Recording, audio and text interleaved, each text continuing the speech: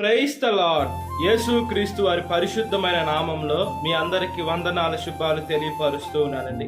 యెషయా గ్రంథం 49 అధ్యాయం 25 వచనం, నీ పిల్లలను నేనే రక్షించెదను అని దేవుని వాక్యం సెలవిస్తుందండి.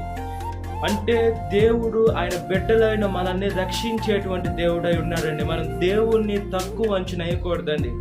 మనం ఇంకా సజీవ లెక్కలో ఉన్నామనంటే, మనం ఇంకా ఎటువంటి అనారోగ్యాలు, ఎటువంటి జబ్బులు మనకున్నా కూడా మనం చూస్తున్నాం, నడుస్తున్నాం, మన పనులు మనం చేసుకుంటున్నామంటే యేసుక్రీస్తు వారి కృప మన మీద అధికంగా ఉందండి. మనం బైబిల్ గ్రంథంలో చూసుకున్నప్పుడు, మోషే గారిని చూసుకున్నప్పుడు, ఐగుప్తులో పసిపిట్టల్ని చంపాలి అనే ఒక ఆదేశం వచ్చినప్పుడు మోషే వాళ్ళ తల్లి 3 నెలలు అతన్ని కాపాడి అతన్ని నైలు నదిలో ఆ జమ్ముపేటలో వదిలేసిందండి. ఫరో కుమార్తెలు అక్కడ స్నానం చేస్తూ ఉన్నప్పుడు వాళ్ళ దగ్గరికి వెళ్ళినప్పుడు ఆ పెట్టినోళ్ళు చూసి, ఆ బిడ్డని చూసి, వాళ్ళ ఇశ్రాయేలు బిడ్డని తెలిసినా కూడా దేవుడు వాళ్ళ మనసుని కనికరించాడు. కాబట్టి ఆ బిడ్డని వాళ్ళు తీసుకున్నారు. అంటే మోషే గాని ఆ బిడ్డని దేవుడు రక్షించాడు. దేవుడు బిడ్డ అయిన మోషే గాని దేవుడే రక్షించాడు, కనికరం పుట్టించాడు. కాబట్టి మనల్ని దేవుడు రక్షించేటువంటి దేవుడై ఉన్నాడండి. ఆమెకి బిడ్డలు ఉన్నారో లేదా ఫరో కుమార్తెకి మనకైతే తెలియదు, కానీ మోషేని కుమారుడిగా అనుకున్నది, సాక్కున్నదండి. కాబట్టి మనం ఈ లోకంలో దేవుడు ఎవరి ద్వారా మన శత్రువులతో సహా మనకి మిత్రులుగా చేయగల సమర్థుడండి. వాళ్ళ ద్వారా పోతే మనకి కాదు అని అనుకుంటున్నాం. అయితే దేవుడు అలాంటి వారే మన దగ్గరికి వచ్చి సహాయం అడిగే రోజు వస్తుంది, లేదా మనకి సహాయం చేసే రోజు వస్తుంది. కాబట్టి మనం ఈ లోకంలో చాలా జాగ్రత్తగా ఉండాలండి. మనము ప్రయాణమై బయటికి వెళ్తూ మళ్ళీ ఇంటికి రావాలని అంటే దేవుడు ఒక కంచె, దేవుడు ఒక కాపుదల లేకుండా మనం ప్రాణాలతో ఉండలేమండి. దేవుడు ప్రతి ఒక్క మానవాళిని ఆయన కళ్ళు ఆర్పకుండా చూస్తూనే ఉన్నాడు. ఆయన కాపాడుతూ సహాయం మనతో ఉంది.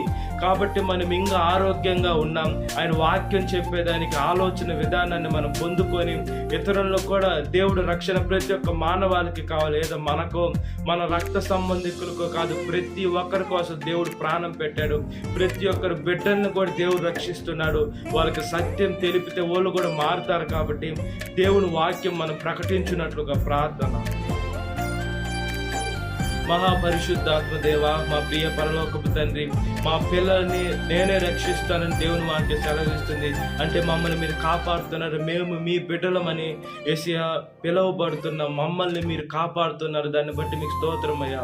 యేసయ్య మీ ప్రతి ఒక్క మానవాళిని కాపాడుతున్నారు. ప్రతి ఒక్క మానవాళిని మీరే సృష్టించారు. అయితే ఈ లోకంలో మనుషులు యేసయ్య కొన్ని పేర్లు పెట్టుకొని వాటికి నమస్కారం చేస్తూ వాటికి పూజలు చేస్తున్నారు. నిజం వైపు చూడటం లేదయ్యా, వెలుగు వైపు చూడటం లేదయ్యా, పరిశుద్ధత వైపు చూడటం లేదు, దేవుని వైపు చూడటం లేదయ్యా. దేవుడని అన్నిటిని పిలిస్తే ఎన్ని దేవుళ్ళు కాదు, నిజమైన దేవుడిని సేవించే బిడ్డలుగా కాపాడండి. వాళ్ళకి ఆలోచన విధానాన్ని తెప్పించండి. వాళ్ళ ఆత్మనేత్రాలు తెరిపించమని అడుగుతున్నాం. ప్రతి ఒక్క నాలుక మిమ్మల్ని స్తుతించాలి, ప్రతి ఒక్క మోకాలు మీ నామంలో వంగాలి అని దేవుని వాక్యం సెలవిస్తుంది. మీరు అక్కడ అతి సమీపంలో ఉందయ్యా. మా కంఠంలో ప్రాణం ఉన్నంత వరకు మేము క్షమాపణ అడిగితే మీరు క్షమిస్తారు. అదేవిధంగా ప్రాణమే పోయిన తర్వాత మేము ఎంత క్షమాపణ అడిగినా దానికి ఉండదు. మేము ఖచ్చితంగా నరకంలోకి వెళ్ళిపోతారు. పాపులు చేసిన వాళ్ళైతే పరిశుద్ధంగా ఉన్న వాళ్ళు పరదేశికి వెళ్తారు, పరదేశకు ఉన్నవారు పరలోకానికి వేసి ఖచ్చితంగా వెళ్తారు అని ఒక ఆలోచన విధానం మేము కలిగి ఉంటుండగా ఒకసారి జ్ఞాపకం చేసుకోమని అడుగుచున్నాం. సాతాను శోధన ప్రతి ఒక్క బిడ్డను విడుదల దయచేయండి. ఈ వాక్యం వింటున్న ప్రతి ఒక్క బిడ్డని పేరు వచ్చిన జ్ఞాపకం చేసుకోండి. ఈ దినకాలపు నింపమని యేసుక్రీస్తు వారి పరిశుద్ధమైన నామములో మిక్కిలి వినయం తడుచున్నాను నా పరలోకపు తండ్రి. ఆమేన్. Praise the lord. God bless you. Have a great day.